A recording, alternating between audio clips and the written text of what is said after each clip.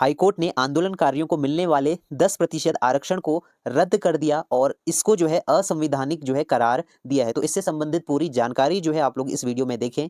नमस्कार दोस्तों, आप सभी का स्वागत करते हैं यूकेएसएससी एंड यूकेपीएससी क्रैकर में। तो उत्तराखंड अधीनस्थ सेवा चयन आयोग ने अपना एग्जाम कैलेंडर जो है जारी कर दिया है, जिसमें कि आप सभी ने देख लिया होगा कितने पद हैं, कौन कौन सी वैकेंसियां जो है आपको इस साल देखने को मिलेंगी। नोटिफिकेशन जो है सभी के आपको देखने को मिलेंगे। लेकिन अभी जो है काफी महत्वपूर्ण मुद्दे पर हम बात करने जा रहे हैं, जिसमें कि आप सभी को अवगत होगा कि उत्तराखंड सरकार ने हाल ही में 10% आंदोलनकारियों के लिए जो है रिजर्वेशन निकाला है सरकारी नौकरियों में, जिस पर कि अब हाई कोर्ट पर जो है पीआईएल दायर की गई है और इस पर जो है क्या आगे की प्रोसेस हो रही है उस पर आपको अवगत करते हैं। क्या असर पड़ेगा आपकी भर्तियों पर, उस पर भी बात करेंगे। और जैसे कि नोटिफिकेशन अगर रिलीज होता है, जैसे आपका पुलिस आरक्षी की जो भर्ती है, जैसे कि 2000 पद हैं, अगर इसमें 10% आरक्षण लगा है तो इसमें सीधे सीधे मान के चलें कि आपके 200 पद कम हो गए हैं।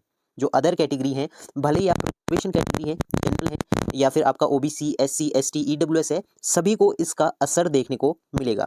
तो जब एक एक नंबर पर जो है सिलेक्शन नहीं होता या फिर वेटिंग लिस्ट में आ जाते हैं आप लोग, तब उस समय आपको अहमियत होगी एक सीट की। तो सीधे सीधे अगर 10% आरक्षण मिल जाता है पुलिस की भर्ती में, तो मान के चलें कि आपके 200 पद कम है, मतलब 1800 पदों पर ही वैकेंसियां आ रही हैं। उसमें भी कंपटीशन कितना है आपको पता है। उसी तरीके से कनिष्ठ सहायक में आपके जो है 150 पद कम हो जाएंगे। ठीक है, तो मोटा मोटा आपका इस तरीके से रहेगा। तो ये जो है अगर ये रिजर्वेशन हट जाता है तो आपको पूरे पूरे 2000 पदों पर नोटिफिकेशन दिखेगा और भी अन्य जो पोस्ट हैं आपकी रहेंगी। जैसे आपका वन दरोगा की पोस्ट है, इसमें आपकी 84 पोस्टें जो हैं वन दरोगा के लिए है, जिसमें से कि 8 या 9 पोस्टें आपकी 10% आंदोलनकारी या फिर आश्रितों के लिए चले जाएंगी। तो ये जो है काफ़ी महत्वपूर्ण मुद्दा है। इस पर काफ़ी लोग जो है हाई कोर्ट गए हैं और काफ़ी संघर्ष जो है इसके पीछे चल रहा है। तो उसके लिए आप लोगों को हम अवगत कर देते हैं कि क्या प्रक्रिया चल रही है। तो ये मामला जो है हाई कोर्ट में गया है। तो क्या असर भर्तियों पर पड़ेगा या फिर नोटिफिकेशन डिले होंगे, लेट होंगे, तो उसके बारे में आपको बता देते हैं, क्योंकि काफ़ी लोग अफवाह फैला रहे हैं कि नोटिफिकेशन में डिले हो जाएगा और भी चीज़ें हो जाएंगी। तो ऐसा कुछ नहीं होता, क्योंकि आपका जो आयोग है वो साइड बाय साइड अपनी प्रोसेस करते रहेगा। नोटिफिकेशन आएंगे, भर्तियां होंगी और जो एग्ज़ाम हैं वो कंडक्ट किए जाएंगे। लेकिन जो फाइनल वर्डिक्ट होगा, जब तक वो रिलीज़ नहीं होगा तो तब तक आपका जो है एग्ज़ाम प्रोसेस चलते रहेगी। लेकिन फाइनल जो रिजल्ट है वो डिक्लेयर नहीं होगा, क्योंकि वो जब डिक्लेयर होगा आपका, जब तक ये रिजर्वेशन का मैटर सॉल्व नहीं होगा। लेकिन इसका कोई भी प्रभाव आपकी भर्ती में और एग्ज़ाम में नहीं पड़ेगा। तो कैलेंडर आपका जिस तरीके से आया है उसी तरीके से आएगा, क्योंकि 10% बहुत बड़ी बात होती है। और इसमें पहले भी जो है काफ़ी बार आपका हाई कोर्ट में पीआईएल दायर हुई है और क्या वर्डिक्ट रहा है उसके बारे में हम आपको अपडेट कर देते हैं। तो ये जो है 10% आंदोलनकारियों के बारे में जो है हम चर्चा कर रहे हैं। तो आप लोग जो है वीडियो को पूरा देखें और ज़्यादा से ज़्यादा शेयर करें, क्योंकि सभी लोगों को अवगत होना चाहिए कि क्या मैटर है, किस चीज़ पर बात हो रही है, क्या असर पड़ेगा। क्योंकि आप लोग सोच रहे होंगे 10% से क्या ही असर पड़ जाएगा, लेकिन जब एक एक सीट के लिए फाइट होती है तो वही बंदा जान सकता है कि क्या बाद में स्थिति हो जाती है। अभी आपको अग्निवीर का भी आपको जैसे कि रिजर्वेशन देखने को मिल सकता है, क्योंकि अभी अग्निवीर का है। स्पोर्ट्स कोटा तो आपने देख लिया 4%, हो सकता है अग्निवीर में भी आपको 10% आरक्षण मिल जाए। तो फिर आप लोग कहाँ जाएंगे? तो अगर आपने अभी आवाज़ नहीं उठाई तो बाद में आपको बहुत दिक्कत देखने को मिलेगी। ये सिर्फ कोई यूके एसएससी की बात नहीं है, ये सभी भर्तियों में आपको दिखेगा। UK PSC, lower PCS, upper PCS जो भी आपकी रहती है, आरओ एआरओ, अभी सचिवालय में भी कुछ पद आने हैं, तो वहाँ पर भी सभी जगह आपको देखने को मिलेगा। तो अभी से आपको इस मुद्दे पर आवाज़ उठानी होगी और बढ़ चढ़ के जो है सहयोग करना होगा। मामला जो है हाई कोर्ट में है, तो आपको पूरा अपडेट हम करते हैं कि क्या प्रक्रिया चल रही है। जो फाइल की गई है पीआईएल वो 10 सितंबर को की गई है। तो पहली सुनवाई हो चुकी है, उसमें क्या निर्णय आया है, और जो दूसरी सुनवाई है वो आपकी 22 अक्टूबर को रहेगी। ठीक है, तो ये चीज़ें रहेंगी। इसमें आप देख सकते हैं जो पिटिशनर हैं और आपके भुवन सिंह हैं और इनके एडवोकेट हैं चंद्रशेखर डालाकोटी। ठीक है, तो ये सीनियर एडवोकेट आपके रहेंगे। इसके साथ ही जो आपके डिफेंड कर रहे हैं, जो कि स्टेट ऑफ उत्तराखंड में सीएससी अभिषेक बहुगुणा है, तो यहाँ पे आप लोग देख सकते हैं, जो कि यहाँ पे सारी चीज़ें आप पढ़ सकते हैं। तो पहली जो इसमें हेयरिंग हुई है वो आपकी 12 सितंबर को हुई है, तो यहाँ पे पहली हेयरिंग हो चुकी है। दूसरी हेयरिंग जो होनी है वो आपकी 22 अक्टूबर को रहेगी। तो पहली हेयरिंग में क्या निर्णय निकला है उसके बारे में हम आपको पूरा अपडेट करते हैं। और क्या इसमें स्टे लगेगा, तो इमरजेंसी स्टे जो है मांगा गया है। तो आंदोलनकारी आरक्षण में हाईकोर्ट ने सरकार से जो है जवाब मांगा है और साथ में 10% आरक्षण को असंवैधानिक जो है बताया गया था। तो क्या मामला है, इससे पहले भी इसमें काफ़ी चीज़ें हो चुकी हैं, तो आप लोग पूरा ज़रूर देखें एंड तक, इसमें सभी चीज़ों के बारे में बात करेंगे। जैसे कि आपको अवगत होगा, उत्तराखंड में आंदोलनकारियों को मिलने वाले 10% क्षैतिज आरक्षण का मामला फिर फंस गया है। सरकार ने एक्ट को अब एक बार फिर हाईकोर्ट में चुनौती मिली है, जिस पर हाईकोर्ट ने सरकार को नोटिस जारी कर दिया है। मतलब जो हाईकोर्ट है उसने सरकार को नोटिस जारी किया है कि 6 हफ्ते के भीतर आपको जो है जवाब दाखिल करना होगा। कोर्ट ने पूछा है कि क्यों एक्ट की जरूरत पड़ी। कोर्ट ने याचिकाकर्ताओं के वकीलों को यह भी निर्देश दिया है कि वो आज के आदेश की कॉपी उत्तराखंड लोक सेवा आयोग को भेज दे, ताकि नौकरी में दिए जाने वाले आरक्षण की जानकारी आयोग को पता चल सके कि मामला मतलब कोर्ट में गया है। मतलब जिसने पिटीशन दायर की है उनके द्वारा कहा जा रहा है, मतलब हाईकोर्ट कह रहा है कि यूकेपीएससी यूकेएसएससी को भेज दे कि ये मामला हाईकोर्ट में गया है, तो आप लोग जो वैकेंसी का नोटिफिकेशन निकालते हैं तो इसी के अधीन निकालें कि मामला विचाराधीन है। देहरादून के भुवन समेत अन्य ने जनहित याचिका दायर कर राज्य सरकार के एक्ट को हाईकोर्ट में चुनौती दी है। याचिका में कहा गया है कि सरकार द्वारा आंदोलनकारियों के लिए लिया गया एक्ट असंवैधानिक है। ठीक है, तो असंवैधानिक जो है इसको ठहराया गया है, लिहाजा इसको निरस्त किया जाए और जो लाभ इससे आंदोलनकारियों को दिया जा रहा है उस पर रोक लगाई जाए। हालांकि हाईकोर्ट ने तत्काल रोक लगाने से इनकार कर दिया, मगर सरकार व अन्य पक्षों को नोटिस जारी कर दाखिल करने का आदेश दे दिया। मतलब तो जब ये हियरिंग चल रही थी, सुनवाई चल रही थी, तो उस समय तक कोई नोटिफिकेशन रिलीज नहीं हुआ था, तो उस समय कोई पुख्ता सबूत नहीं थे कि आपका 10% आरक्षण लागू हुआ है या नहीं हुआ है, क्योंकि जो डिफेंड कर रहे थे उनके द्वारा कहा गया था कि इसमें अभी हमारा सर्वे वगैरह चल रहा है, फाइनल कंक्लूजन नहीं निकला है और अभी हमने इसे लागू नहीं किया है।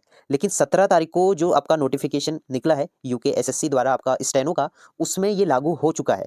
तो अब जो है जवाब देना होगा, जिसकी नेक्स्ट हियरिंग जो आपका 22 अक्टूबर को है, उसमें ये जवाब देना होगा और जो स्टे वगैरह है वो मिल जाएगा। तो आगे अगर देखें तो यहाँ पे लिखा है, आपको बता दें कि राज्य सरकार ने उत्तराखंड आंदोलनकारियों को 2004 में सरकारी सेवाओं में 10% आरक्षण देने का निर्णय लिया था, जिसका फायदा भी कई लोगों को मिला। ठीक है, उस समय हुआ था तो फायदा भी काफी लोगों को हुआ था।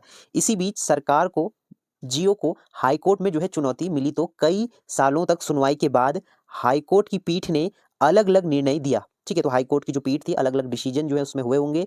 मामला तीसरी जज को रेफर किया, मतलब जो मामला है वो थर्ड बेंच को रेफर किया, तो कोर्ट ने आंदोलनकारियों को मिलने वाले आरक्षण को रद्द कर दिया। तो ये काफी इंपॉर्टेंट है। अभी मैं आपको जजमेंट भी दिखाऊंगा, उसमें आप लोग पढ़ लेना कि जो हाईकोर्ट है उसने आंदोलनकारियों को जो आरक्षण मिल रहा था उसको क्या कर दिया, कैंसिल कर दिया। ठीक है, तो रद्द कर दिया और क्या कहा, असंवैधानिक जो है करार दे दिया। मतलब इसको जो है अनकॉन्स्टिट्यूशनल जो है कहा गया और ये आरक्षण को ही रद्द कर दिया। इस आदेश के खिलाफ राज्य सरकार आंदोलनकारियों के लिए 18 अगस्त 2024 को एक्ट लेकर आई और लोक सेवा आयोग को पत्र लिखकर कहा कि इस एक्ट के जरिए आप आरक्षण का लाभ दे सकते हैं। देखिए, एक तरफ तो हमारी सरकार जो है भू कानून लागू नहीं कर रही, दूसरा जो है आपका स्थायी निवास प्रमाण पत्र जो है हमें पकड़ा रखा है और मूल निवास अभी तक लागू नहीं।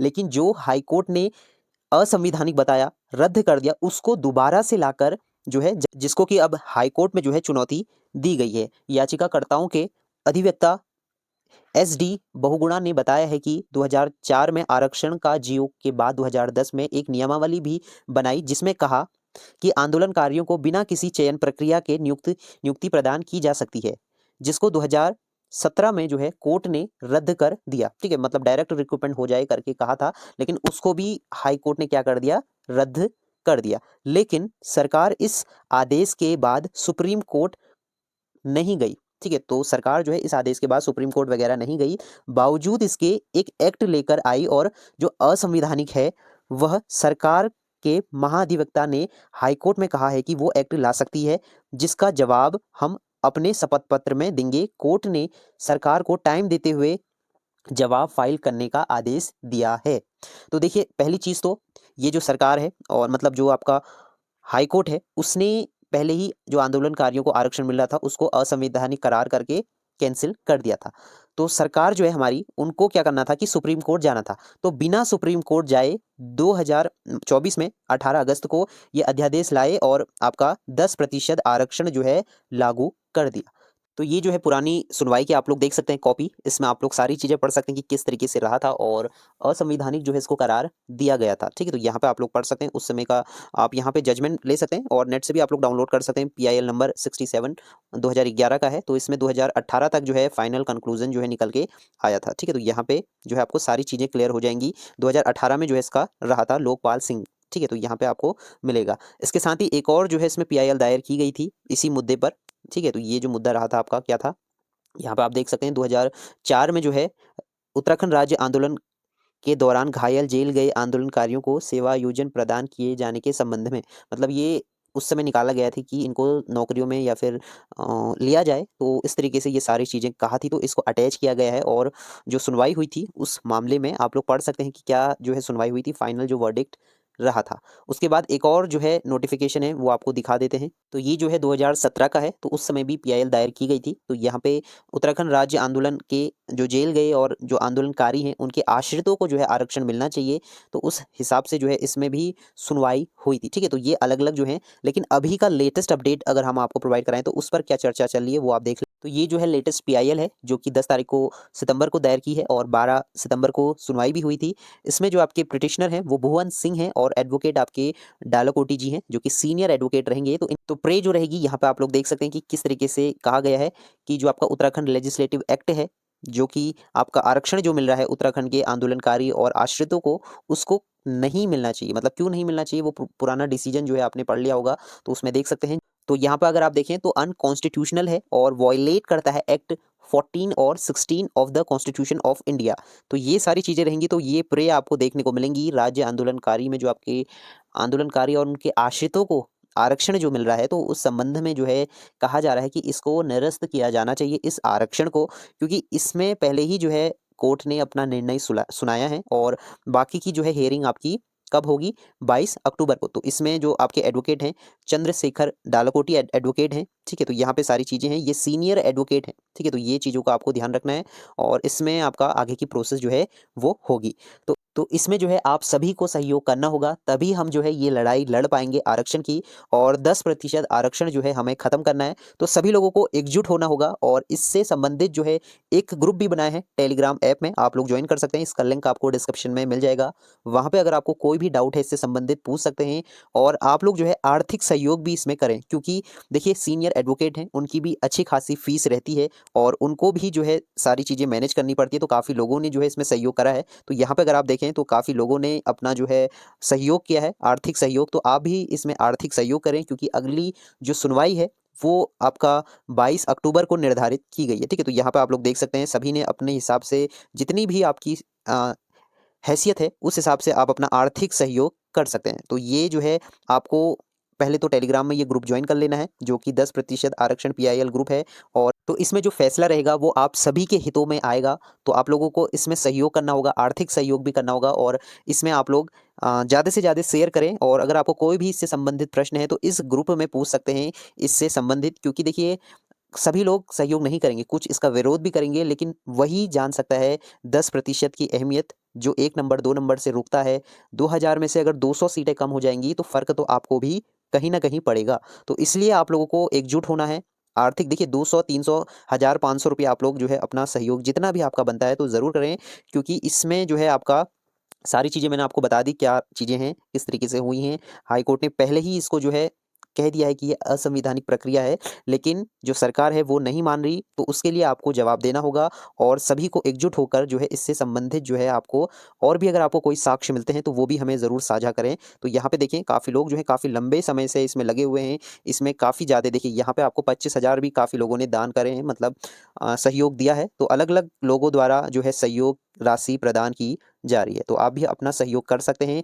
इस ग्रुप में आप लोग जुड़ जाइए, उसके बाद आप लोगों को अपना जो है सहयोग देना है और आगे की प्रक्रिया में सम्मिलित होना है। तो जो फैसला रहेगा सभी के हितों में आएगा।